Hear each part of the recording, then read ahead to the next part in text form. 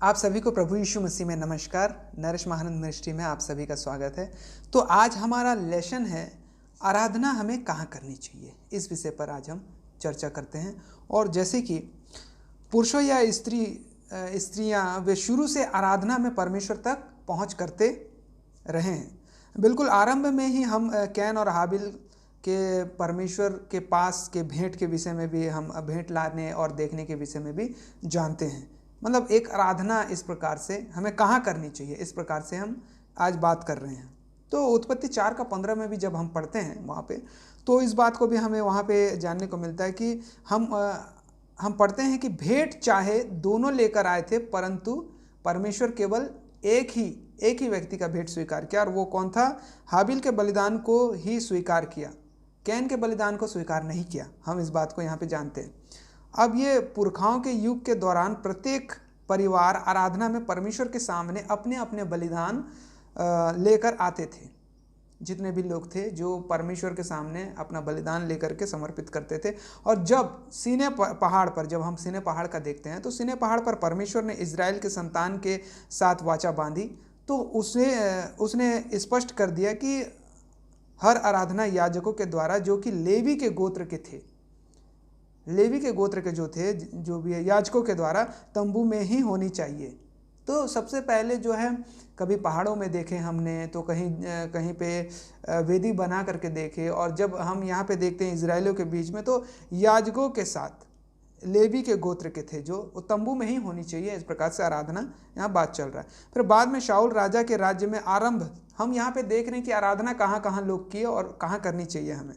तो शाऊल राजा के राज्य के आरंभ की स्थापना के साथ अस्थायी तंबू की जगह यरूशलेम का मंदिर बना दिया गया, है ना। जो अस्थायी तंबू था जिसमें आराधना करते थे, लेकिन अब यरूशलेम का मंदिर बना दिया गया था। इस प्रकार उसके बाद आराधना यरूशलेम में ही होती थी। उसके बाद और कहीं नहीं होता था, सिर्फ यरूशलेम होती। परंतु मसीह द्वारा स्थापित वाचा के अधीन आराधना कहीं पर भी की जा सकती है।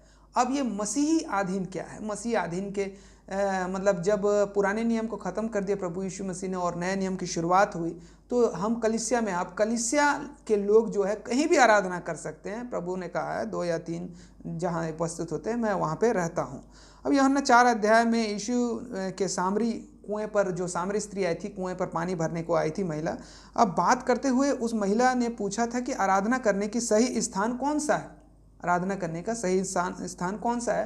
पहले हमारे पूर्वज तो पहाड़ में और यरूशलेम में आराधना करते थे। अब उसके पूर्वज उनके पूर्वज का कहना था कि सामरिया ही सही जगह है, मतलब सामरिया जगह में ही आराधना करना एकदम सही है बोल करके पूर्वज बताते थे। इस प्रकार से बोल रही है। लेकिन जबकि यहूदियों का दावा था कि आराधना की सही जगह यरूशलेम है, यहूदी लोग बोलते हैं कि जो आराधना का जगह है वो बिल्कुल यरूशलेम ही है, वो सही जगह है। यीशु ने उससे कहा, यीशु ने क्या कहा? हे नारी, मेरी बात का विश्वास कर कि वह समय आता है कि तुम ना तो इस पहाड़ पर पिता की आराधना करोगे और ना यरूशलेम में। यूहन्ना 4:21 आप पढ़ सकते हैं। अन्य शब्दों में, हम आराधना किस जगह करते हैं? अन्य शब्द, हमें कहाँ पे आराधना करना चाहिए, इसका कोई महत्व नहीं है। कहीं भी हम आराधना कर सकते हैं। हम परमेश्वर के लोग जो दुनिया भर में हर जाति में से हैं, परमेश्वर की आराधना जिस भी देश में रहते हैं वहीं पर कर सकते हैं।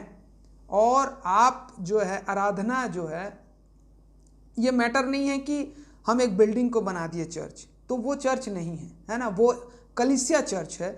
हम जीवित लोग चर्च हैं। हम जितने आराधना कर रहे हैं हम लोग चर्च हैं। तो आप कहीं भी आराधना कर सकते हैं, घर में, द्वार में, मैदान में, आपको कोई ऑब्जेक्शन नहीं होना चाहिए। आप कहीं भी कर सकते हैं आराधना।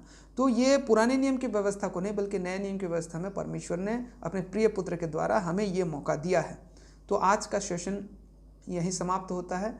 हमारा फिर से मुलाकात होगा। आप हमारे चैनल को सब्सक्राइब कर सकते हैं, और इसी प्रकार से परमेश्वर के बाइबल के ज्ञान को और सीखने के लिए आप हमारे हर वीडियो को देखते रह सकते हैं। परमेश्वर आप सभी को आशीष दे। धन्यवाद।